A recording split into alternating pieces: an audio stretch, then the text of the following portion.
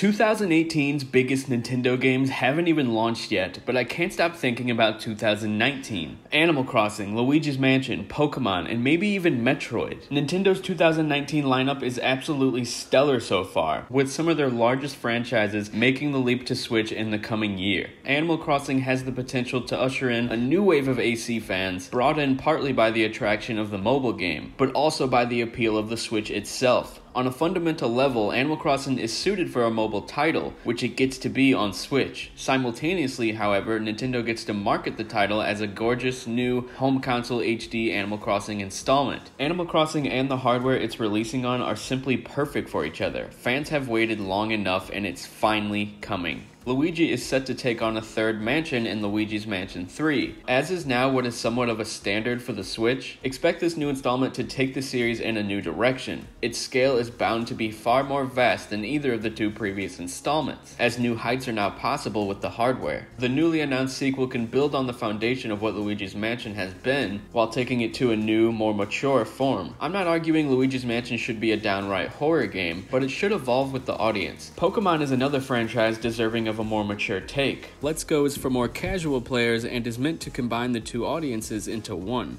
simply making those people Pokemon fans rather than just Pokemon Go players. The mainland RPG is set to release next year, and I don't think it'll pull any punches. There can't be any gimmicks, mechanic changes, or tweaks to speed up the game. I trust Game Freak though. They've made it clear that this is the title completely separate from Let's Go, more akin to the traditional handheld installments. This is great because the millions still delving into Sun and Moon, and even older versions like X and Y, will have something familiar to turn to. And, as mentioned before, the technical leap with this game will be something fans aren't truly aware of yet. Pokemon Let's Go is gorgeous, but I think Game Freak can do a bit more in terms of boosting the visuals. This game can mark the franchise's much needed major update. Regardless of how those previous games turn out, there's one common thread. They're all launching next year. 3 of Nintendo's biggest series all within one calendar year. What's different about 2019 though is the unknown. There's still bound to be another major title.